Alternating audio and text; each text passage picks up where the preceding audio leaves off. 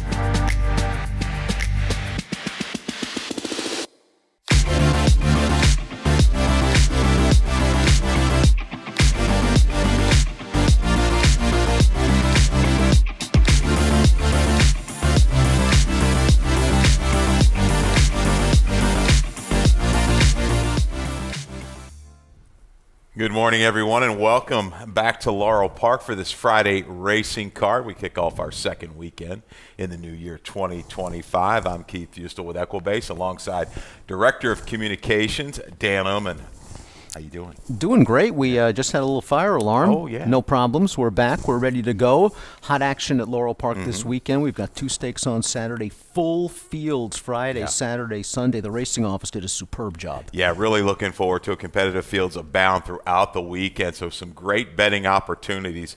Hope you're along with us for the entire weekend. And weather warming up a little bit. 30 feels like 60 out there right now. We've been dealing with some really, really frigid temperatures, and kudos to everybody who's had to deal with it, from the grooms, backside, everybody with these horses. It's tough this time of year, but we're getting through it. So let's take a look at today's car. We're going to kind of take a look at the weather outside. It's clear as we get. It's a little chilly because we were just out there.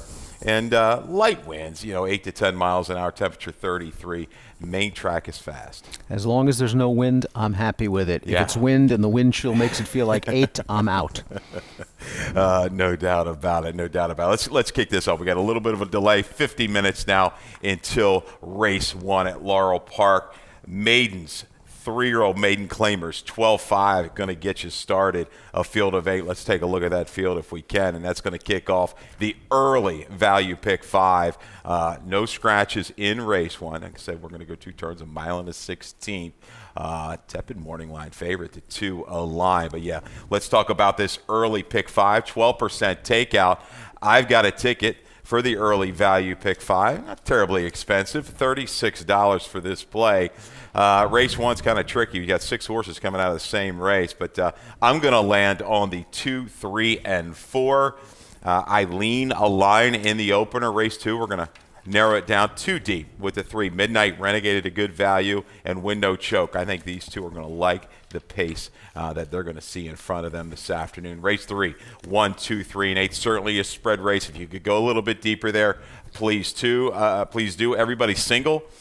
Going to be a lot of singles here on Sugar. Steve's looked really good his last 2 races. See if he can continue his form. It's razor sharp right now. Big fig advantage. Race 5, wrap it up with 3 runners. The 6, 7, and 8, not so holy, going first off the claim. And the 8, a little drop off the break for BTR. $36. Dan, let's get started in race 1. We'll go right to the video spotlight. Your top selection, Flatbed Ford, is in here along with a line and a host of others from that race on December the 21st. Including Bud's Island, who Yes. just did not break well at all, just getting bumped there and then getting squeezed there. This just was not a good start for Bud's Island, and only his second lifetime start after he didn't break very well in his career debut. And it's so tough for these inexperienced horses when they're pinched and squeezed back. Look, this horse is last right now, last on the backstretch. Just has so much work to do. And in this situation, you're dependent on pace, which he got, but you're also dependent on trip. And now this horse is forced to lose ground,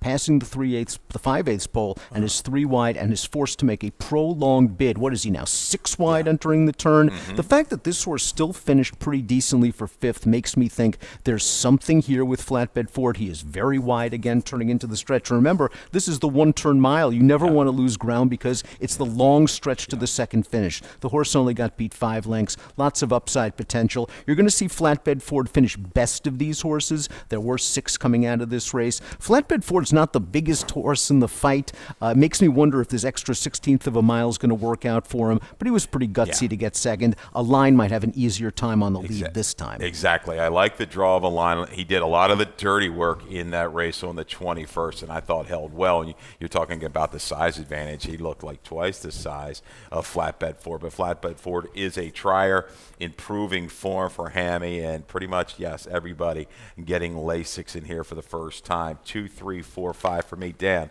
3, 2, 7, 5. Tough luck. Also a victim of a wide trip on the 21st. We go to race number 2. Kicks off the early pick 4 in race number 2. We only have one scratch. We have a scratch of the 2. Sisyphus, which leaves us with a field of 7. 25 down the 20, 4-year-olds and upward, which have never won. 3, morning line favorite at 2-1. The 5, Irish Hero, and the X-Man. Dan, Win No Joke, looking for that setup again. Jumps up in class, but recent form very, very good. Certainly ran well last time out. Now, you have to always worry about a horse like this where there are lots more seconds and thirds than lifetime victories, but Win No Joke ran really well last time out. This horse got wired by a very sharp horse shipping in from out of town. Must have been 4, 5, 6 wide through the back stretch into the turn, and then just when it looked like he was making his run, the jock dropped the stick in upper stretch. Maybe it cost Win No Joke the win. This horse has been in very, very good form recently, and I do think with a horse like Irish Hero in this race, there's bound to be some pace. It sets things up for a closer. I'm giving Win No Joke one more chance. Irish Time with some speed. Bandit's Golden Child, the other Jerry Round runner, can lay close. The Big Enchilada we know is usually forward typing. Cyber Time, I thought, was involved in some very, solid internals at the 7/8 distance up against Sugar Steve, now a 6-time winner. How do you think things set up? You're looking at a pretty highly contested pace here in race 2? I think Irish Hero has one way to go. I think he's going to the front. I think Cyber Time, Hammer, these are horses that are going to try to keep pace early. We'll talk a little bit about Cyber Time because trainer Anthony Farrier has been doing so well recently. Between December the 7th and January the 18th, winning 1/3 of the starters. That's 105 starters. A $2.43 ROI. You mentioned Cyber Time last time going 7, dueling with 2 other horses. That just didn't work out for this horse. The question is, can he rate because Irish Hero is so fast? Midnight Renegade might be the best closer in this race. You might get the setup. I've always liked this horse. Maybe Kieran turns him around. I like the fact they pretty much hold the level here. Nancy Made My Day has come back to run well out of that most recent race on the 28th. That was a sloppy seal track, going to get fast going today. And the 2-back race kind of caught my eye as well. Had a little traffic and was a little all over the map, final 1/8 of a mile, but I thought kept on with interest. Holding this level is key to me. Comes back and has a sharp work since being claimed. I like what I'm going to see up front for the 3 and the 4. I think they fire into it. 4, 7, 1, 6 for Dan in race 2. I am 3, 4, 1, and 5. I think, I like that stat on Cyber Time. I think this horse can be tactical just off the pace of Irish Hero. Let's go to race number 3, shall we? Race 3 at a flat mile. There we go. Scratch the 4. Margot's Margarita. A little late scratch there for the Henry Walters runner. Leaves us a field of 7. 1 mile, maiden fillies. Okay, this is a tough little distance for these fillies. I kind of lean the 2. Fair Trade is a horse that's going first off the claim. Did wear blinkers in its most recent start. If you had the early edition, that was a little snafu, but we got that straight. But let's take a look at the video of Fair Trade and the 8 in here today. Estacada. Both horses not away the best. Estacada, you see, broke pretty slow. Fair Trade sort of broke inward a little bit. Fair Trade, though, recovered pretty nicely and is in a good position here. Estacada is going to have to cover ground on the turn, and these horses have a lot of work to do. The winner of this race was the favored gate-to-wire winner, Can Do. Estacada has to angle all the way to the outside, while Fair Trade has to split horses. I thought both ran well. Yeah. I thought Estacada especially because he gave a little bit more ground on the turn in a race that was controlled in gate-to-wire fashion. We both like horses coming out of this race. We both like different ones. You're giving Fair Trade another chance. I'm going to go with Estacada. I thought this was a promising performance, and he has a slight experience edge. Yeah, you like that. And we've got a stat for trainer Antonio Machado, second out with these maidens that you've come up with, Dan. Good number for second-time maidens. Estacada, 5 for the last 23, $4.17 return on investment. And again, I thought Estacada ran well, like the fact that J-Rod retains the mount. Yeah, the favorite here, Lyric Street, and rightly saw for those couple races at Fairgrounds, but why does she show up here? It's an interesting kind of move. She's run okay down there. She had dead aim last time at a short price, just couldn't get by. You see her forward in here and just trying to get the jump on some of these closers? Well, she got wired last time out, and I just think a good trip is coming for her, right? I mean, doesn't she have the tactical speed where she can sit just off of the lead? I think Fair Trade's going to show a lot more speed second time out, stretching out from 6 to a mile. But I think Lyric Street will not be too far behind and in a very good position when they turn into the long stretch. My one concern is sometimes these Fairgrounds Beyer speed figures, to me, seem a little bit inflated when they come up to Laurel Park. So maybe this horse isn't exactly such a standout at a short price, but is the horse to beat. I'm going to try to beat her. And inside, take a look at Chadalani Spring. First time Lasix. Ran awfully well last time out. A muddy sealed surface off a little bit of a break. Went back, corrected my short note. Caught a little hop and a slight bobble at the break in that race. Ended up going wide. Luminous Secret. That was the Phil Schoenthal horse we had that day. But this horse closed up nicely. Added furlong today and had that style like the mile is not going to be any issue. And the fourth place finisher of that race, all that horse did was come back to win by what, 18 and a quarter in a 12-5 maiden claimer with a 59 Beyer. Chadalani Spring just looks like the kind of horse that's going to benefit if this pace heats up. I think this horse might be the strongest closer in the race, and I like the improvement shown second out for a barn that often gives them a race or two before they find their best stride. I like it. And it's sustained on the correct lead. A lot of times inexperienced horses, they'll be on that left lead, they'll switch. This horse was straight and true through that final quarter of a mile. I like that for the one Chadalani Spring to bring a finish here in race number 3. Race number 4. We're getting closer through this card. Pick 4, middle, pick 4, 4, 5, 6, and 7. First level allowance, 4-year-olds and upward, going 6 furlongs with a purse of $49,000, field of 6. A lot of eyes and a lot of wagers and a lot of money is going to be on this 6 Sugar Steve. This also kicks off the 20-cent minimum Chesapeake Pick 6, the jackpot wager we offer here at the New Maryland Jockey Club, Laurel Park.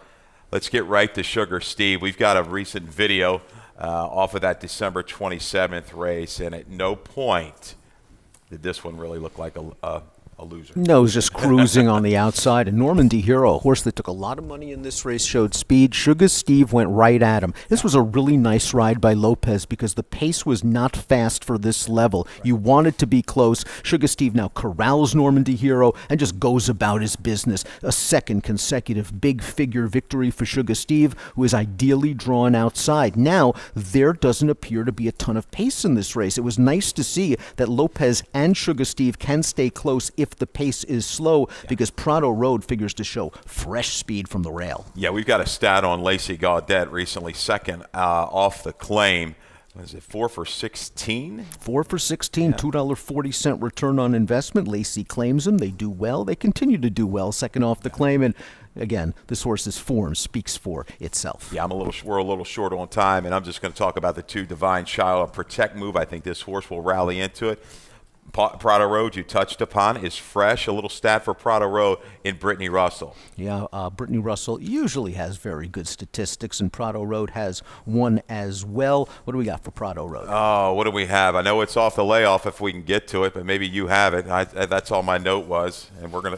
There it is, right here. There it is. Layoffs between 6 months and 1 year, 46%. $3.55 return on investment on Prado Road. So you don't worry about layoffs with Brittany, and Prado Road looks like the main speed. Was in against some good horses last time out before the break. I'll see if Palm Island has anything to say about that. This horse on the go back. Now, those Monmouth times, you've got that longer run, if I remember correctly, the 6 furlongs into that flow in battle. I think Palm Island, Prado Road, even Swifty Devil, I don't know if he's quite as quick, but I think there should be pace to target from Sugar Steve, should be perched 3 wide, leaving that far turn. 6145, 6215 for me. That's the first 4. We'll be back after this short commercial break, and we'll take a look at that late value pick 5. Baltimore! To the city of Baltimore, to all the fans watching around the world, riders up! They're off in the Preakness. All eyes of the world will be on Baltimore. They're head-on-head. Seabiscuit leads by a length. Seabiscuit is the winner. And it was a powerhouse race again by the big, strong Secretariat. Sunday Silence takes the lead in the quarter pole. American Barrow, phenomenal in the Preakness. And the filly did it! Rachel Alexandra!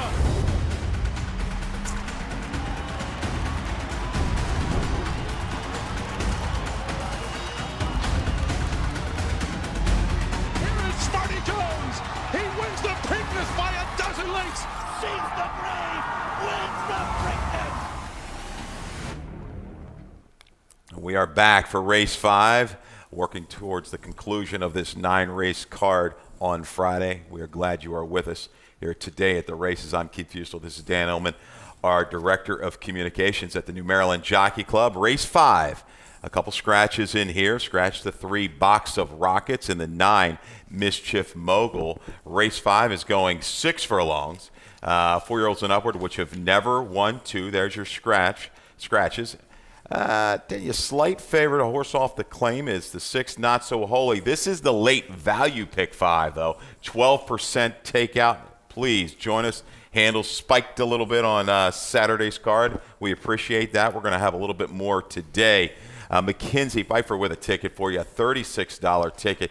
Going to get you started here, Dan. We'll let you talk about this one. Yeah, going with Not So Holy and J, another Brittany Russell drop down in the opening leg, the 1A, the 5, and the 11 in race number 6. Mackenzie's then going to go with a horse I know you like a little bit in race 7, Slam Notion, and Nola Boss, the remaining runner from the Russell barn. Race number 8, it's 3 and 10, and then a spread, 4, 6, 7 in the finale. Total cost $36. One of the best bets in the game. Low 12% takeout for the late value pick 5 with carryover potential. Absolutely. Maybe the best bet in the game, especially here at Laurel Park. Race 5, we're going to cut right to the chase. Dan, El Divino Nino, off a trouble trip in most recent race, but really ran big after the recovery. This horse broke okay and then just got pinched back in between horses in the opening furlong, wound it up down on the inside, prompting the pace, had to come off the rail, turning into the stretch with a big look at it, and then finished second with a nice gallop out behind the favorite, a horse that came back to place in a dime-beaten claimer with a 75 Beyer speed figure.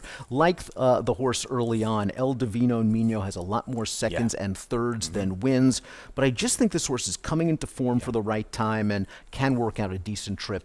Seems pretty pace adaptable. It's a kind of a big gaudy number. This horse, from a Beyer standpoint, jumped up and ran a 75 last time. With a good break, he's right up on the engine. May have to deal with Super Needy. We'll talk about this 12-to-1 shot real quick, because we have a video spotlight of this Tim Salzman runner for Clover Hill Racing LLC, and I thought this race back on November the 2nd off the layoff was pretty strong, keying up against Nancy Made My Day. This horse really was fresh off the layoff, gets involved in a pace battle with a horse that was taking a lot of money, and Super Needy just showed no quit in the stretch. Once he switched over to his right lead, he just dispatches this other horse and is going to be unlucky to finish second. It was the classic example of a horse that won the duel but lost the war, maybe bounced a little bit last time out off of that effort. Third off the layoff for Super Needy. This is a horse that doesn't need to be forwardly placed, I don't think. And I think last time out, even though he didn't get a piece, he got good experience from off of it. He did, and he was down inside of another rival. Look at the internals last time out, too. 22, 45, and 3. Just wasn't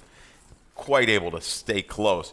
Worked outward from the quarter pole home, and I thought just kind of even a slight fade it shows on the beam. So this horse is still giving some effort.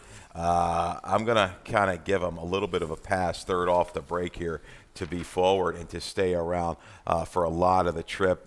Jay, off the break here, the 8 is going to be my top selection for Brittany Russell. Hasn't been seen since late July, but this is a horse. He's run well sprinting. They're taking the initiative here down to 12.5 off the break, but we showed it earlier that off the layoffs, you really don't have to worry about these Brittany Russell runners. Not at all, and this horse's lone victory came sprinting from off the pace, so I think all this horse needs, considering he might have a class edge, is a little bit of pace to attack. Just consider the horses he was in against last time out. The winner came back to place in a $20,000 beat and earned a 78 buyer. Wow. Interesting horse here. I think claimed off of a negative drop, not so holy, but he might have another race or two in the tank because you've got a trainer here, Daniel McKenzie, doesn't run a slew of horses. Yeah, he had 95 starts, a little bit more in 2024, but been very good off the claim. And we do have a stat for Daniel McKenzie off the claim. 4 for the last 10 with newly claimed runners on dirt. 40% winners, a $3.54 ROI. Not so wholly earned a gigantic buyer speed figure out of nowhere at Keeneland 3 starts back when getting to the front. This horse is going to show speed once again. I'm not a fan of this horse. He got beat at Mountaineer 2 starts back in a race where I thought it was just a terrible loss, where he had a big lead in the stretch at 1-10 and got beat. Maybe the mile last time out worked against him. He's cutting back in distance. He fits with these horses. I don't want to take too short a price on Not So Holy while realizing he fits with these. That's true. And sneaking suspicion, another horse I think might be a little bit better sprinting, and he might be good down the road sprinting on the turf. I don't know if he's ever done that. He's a little bit of a bad actor sometimes, but I think he's a definite user. And you've got him in the third position, a user in your exacta tries and super for T.J. Aguirre. Horse that just threw a fit in the post parade last time out. Dumped Sheldon Russell that day, expanded a lot of energy, and still ran on at the end behind a horse that would come back to repeat in a 3-life allowance at Mahoning Valley with a 76 buyer. If this pace is hot, this horse comes running late. That's a look at race 5. Let's turn to race 6 now. Big field. I guess you're going to call this our feature of the day, right? 2 other than fillies and mares. Optional allowance claiming, going 7/8 of a mile, a couple scratches in here. Profittunity, part of the entry of Diane Marici, is now out. Scratch the 4, I'm a Cutie Pie, and the 8, Conquest Dancer. Still a very solid, competitive field. I think we're both, in agreement here. Peppermint Class is in just career best form for a barn that just keeps on going. Keeps on winning. We saw Miss Buchero last week in a stakes competition scoring. This barn's had 3 winners since January the 8th. Peppermint Class just received a beautiful ride from Angel Cruz last time out.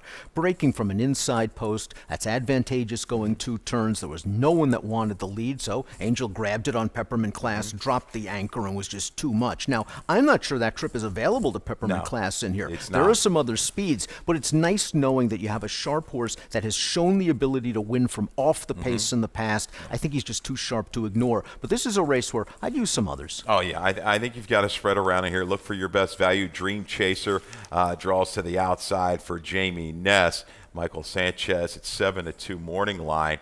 You're looking really no real hiccups. That 2-back race, a little bit disappointing, but and went a beaten favorite, but holding pretty good form at 7/8 looks to be a really nice distance for this one. He showed good speed last time out. It came off the rail turning into the stretch, and that hurt him because the horse came up the inside to beat him that day when he was a good second. Dream Chaser, another horse, doesn't need the lead to win. Works out an outside stalking trip. I like horses cutting back from routes to 7. Yeah, just behind Encore Commentator, was second in the Geisha the other day. Western Lane, a little bit of value here in an 8-1 for Kerry Bryant. Western Lane's coming off a little bit of a layoff. Horse had no shot in the Allaire DuPont last time out, was fresh in 2 starts back, however, against similar competition to this. Ran pretty well to be third, going a mile and a 16th, finishing ahead of a horse that would come back to run third at Aqueduct with a 76 buyer speed figure. Western Lane is a horse that is cutting back in distance, another late-running sprinter that has run well at 7. But Discreet Ops is a horse I think we have to talk about because she's got plenty of class, and maybe she had an excuse for her most recent start. But let's go back 2 races to November the 30th. This is the safely kept stakes for Discreet Ops, and she ran into a really sharp filly in Ronan Goddess and just didn't really have the best of breaks. Just look at that bump right there out of the start, and it costs Discreet Ops just a little bit. She eventually finds good position, and she is going to make a strong, strong run into the stretch. It takes her a while to make her final lead change once we get into the stretch with Discreet Ops, but she was very game to be second, and she ran an 80 by her. Here she is. She's got a corral-dazzling move, who's the favored leader. She does so, and she just made too much of an early move in this race.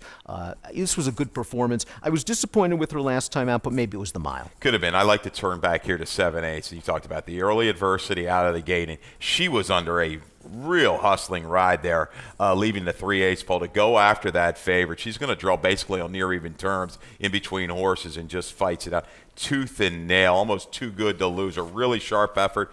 And maybe a slight little bounce, and the mile, some excuses for Discreet Ops, but I think coming back, she's going to target a horse that you like in here a little bit as well. Talk to the judge, who I think is the speed of the speed, but I look for Discreet Ops to go ahead and stalk that one. Now, Talk to the Judge does have a lot of early speed, and this horse has been in tough in 3 consecutive stakes races, so getting Lasix again with that early speed might help. 7/8 has not been an issue for this one in the past, and I won't be fooled by the current form. She's been in against some tough ones like Spencerian, who came back, ran third in the What a Summer last week. Yeah, the 7D surprise for McMahon, a big price, could be part of that. Flo has shown some speed out there in Midwest. I think Stop the Cap is a definite user. Robin and I discussed this one earlier on in the week. I think is a player as well to make that run. Horse has won 3 of her last 5 starts. No problems with 7/8 or a mile. Just coming into this race in very good form for Hammy Smith, who's had a really sneaky good winter here. Oh, yeah, 27 minutes now until post time. Let's get right to race 7.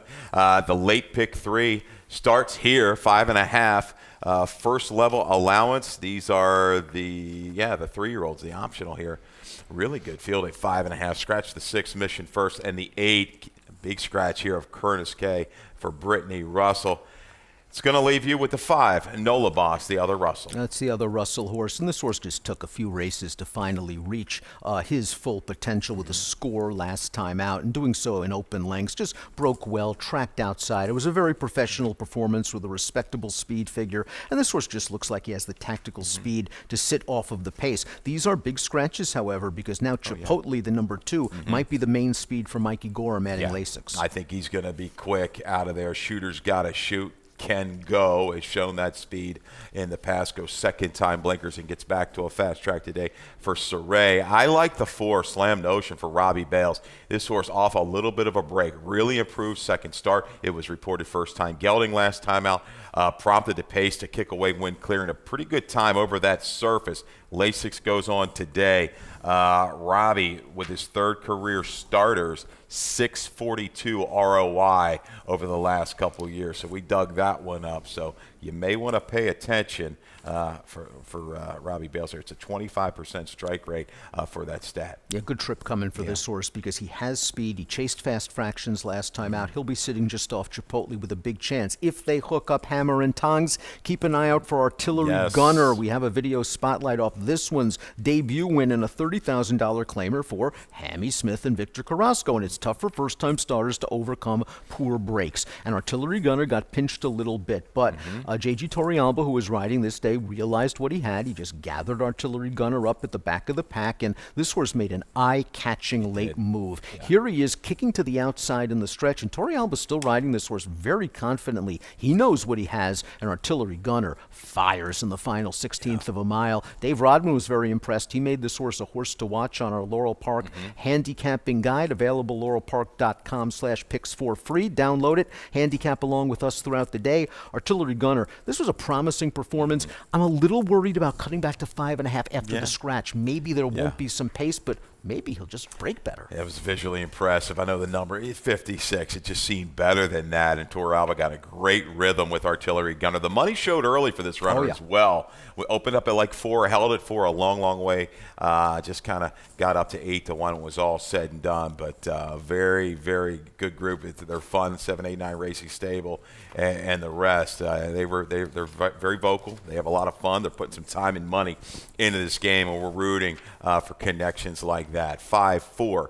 2-1 for Dan in race 7. I go 4-5-1-2. So box those forward. See if we can't grab yourself a little superfecta or trifecta. Let's go to the late daily double here in race 8. 24 minutes now until post time. Other than these are state bred, state sired. One scratch. Scratch the 4 Alvey. Another big field here. A field of 10 remains for race number 8 in an 8-5 morning line derbiness. For Brittany Russell, may come down a little bit with the scratch of Alvey. The blinkers won on 3 races ago. Improved speed. This horse is fighting it out. Very tactical. Yeah, very tactical. Doesn't necessarily need the lead to win, although that's where he's been at the pace call in his last 2 races. Now, while he was beaten as the favorite in his last 2, I thought he fought hard both times. Last time against a quality horse in Whiskey and the Jarro. He just fits in here. But Omar Cummin, to me, is the most interesting horse in the race because look at the trouble this horse overcame last time out at Mahoning Valley. I was watching this race live, and he tried to split horses. We missed the trouble a little bit where he got pinched and squeezed in between horses. He had to lose about 2 lengths. Now he gets to the outside and swings 4 wide turning for home, and he just has no problems inhaling this field. This is a really big effort for Omar Cummin, a horse that has always shown a hint of potential, but now with this race under his belt, I wonder if this horse is finally reaching that full potential. It certainly looks like it. He's not going to mind the 1-turn mile in this race. You've got Torrealba riding this afternoon. Cruz goes elsewhere. He goes to Crossland. But you talked about Farrier here recently. Let's touch upon this one. And this is just January 10th to January 18th. Forget 33% before. This is 37%, $2.83 ROI. He places them in the right spots. Omar Cummin appears to be in a good spot here and might get a setup once again. The pace should be solid. Yeah, I see 2 similar horses to me. I see the 3, Omar Cummin, and the 2 in the dance of Sit. Synonym, I should say, for Erin McClellan is going to be also out there rolling right along a barn. You have to respect that she brought some horses in here, and they've run big. So I think synonym, you've got Derbiness, maybe a Crossline, maybe a Must Be Lover out there forward. I'm looking for a horse to make that move, maybe 3 or 4 out of it mid-turn and sustain from there. Let's hope it's the 2 in the dance for the 3. Omar Cummin, 10-3, 11-8 for Dan. I'm 3-2, 10-11. We get a little closer to wrapping things up here in race 9. We're going to finish this card. Maiden special weight, fillies and mares, 4, 5, and 6-year-olds going 3/4 of a mile. Morning line favorite is the 4. Is the 7. I Think I Love You. I missed that one down there. That's Cal Lynch off of a break. Dan, Eileen Chardin. This, to me, looks like an all-or-nothing type for Lacey Gaudet. Absolutely right. This horse hasn't been seen since Saratoga in August, was listed as a vet scratch at Aqueduct in September. Now with Lacey, who just does well with these horses. Here's a stat. First off the layoff, between 120 and 180 days, 6 for the last 27. These with dirt horses, a 445 ROI. This is a strong turf pedigree close up in the family, but this horse is a direct descendant. The 4th dam, I think, is a horse you heard of, Personal Ensign. So maybe Chardin can handle the dirt after all, and just seems very well entered. But you talked about She's Wicked Smart. This horse had a troubled trip last time out at Aqueduct. Let's watch that performance going 7/8 of a mile on December the 15th. You see She's Wicked Smart, who is favored in this race, down on the inside. And this is kind of just a tricky position right now. If you go, you might get checked. If you stay back, you're going to get sort of pinched a little bit. So he's trying to squeeze on through in between traffic. It's not like this pace is very hot, and there you saw. He just had to tap on the brakes and got shuffled back a little bit. She's Wicked Smart earned a big buyer speed figure, 2 starts back, a 67, might be cycling back into shape in the 3rd start of the form cycle. That's just a strenuous trip because now he's eating dirt. No, he's just eating dirt and just kind of taking the run out of her. She's been fighting restraint, caught in, boxed in behind the leaders. Horses to her outside, really nowhere to go, and she's going to check again here as they're approaching the quarter pole. Great job by our Equibase staff in New York. Always do a good job, but right here, and it's no moss. These 2 in front just have all the momentum. No, just stuck behind a dullard. A tiring pace setter gets checked there, almost knocked over the rail, and at this point, Katie Davis does the right thing and pretty much just wraps up on She's Wicked Smart. Though, take that running line with a grain of salt, and you might want to consider that race 2 starts back. Hey, maybe She's Wicked Smart's just simply going to go off the favorite off that race, but maybe not because of the hidden sort of trouble. I Think I Love You is going to show some speed in here as she did last time out. She's coming off a little bit of a break. J-Rod had a choice between She's Wicked Smart and I Think I Love You. Chose I Think I Love You. I think we should talk a little bit about Meg for Tim Keefe, Yes. third-time starter. We have a trainer stat. Tim Keefe, experienced runners getting Lasix for the first time, 32% winners, a 4.04 ROI. This horse improved second time out, saved ground, second best to a gate-to-wire winner. Won't be surprised if this one continues to improve. I think she's going to get great position. Big Earn just to her outside was really keen. I thought had no excuse last time. Maybe the break just did her in. Got to the a year top and of a the half stretch. layoff. Yeah, and just couldn't keep going. But I think Meg is going to be able to kind of work her way in a really good spot and bring a finish with first-time Lasix with Forrest Boyce and for trainer 10 Keith. 5-7-1-6 for Dan in race 9. I go 4-1-7-6. Going to take this New York shipper and see if she can kind of get back on her game with a clear trip. Best play time. We're going to get things started. My best play going to go in race 7. Slam Notion at a 6-1 morning line. Naturally going to come down with a couple scratches out of there. I just really like the improvement off the break. First time gelding, last time. A big effort just off the pace and enough positional speed to kind of lay close and finish. Robbie very good with his runner's third career start. My best play, race number 2. That's the number 4, Win No Joke, 4-1 on the morning line. A horse that lacks a winning profile but should get a pace setup. There's speed in this race, and this horse had trouble last time out. Hoping to get that 4-1 on Win No Joke. I like it. 18 minutes until post time. Dan, appreciate it. As always, we're going to head right up to Dave Robin, our track announcer, for some scratches and changes. 17 minutes to post. Good luck, everybody.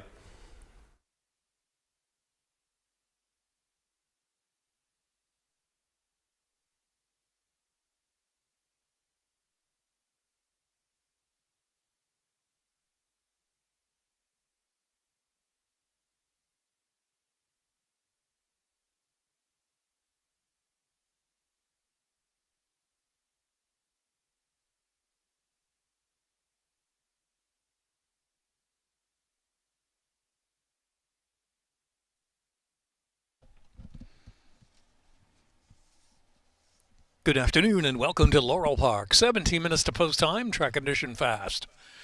Temperature in the mid-30s, winds out of the northwest at about 10 miles per hour. 9 races on the Laurel Park program today. Here's a look at your changes.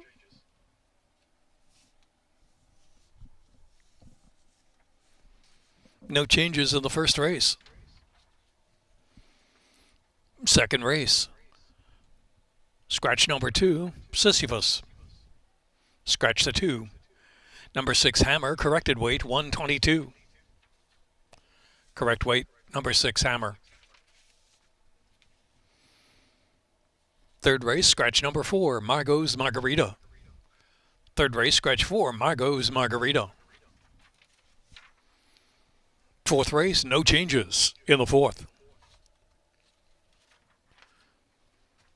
Fifth race, scratch 3, Box of Rockets. Scratch number 9, Mischief Mogul, 3 and 9 out of race 5. Sixth race,